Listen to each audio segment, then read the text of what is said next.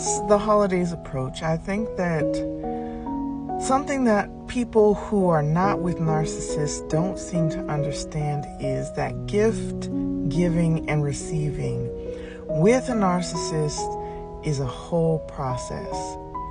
Most of the time, they don't pay enough attention to you to know what you actually want.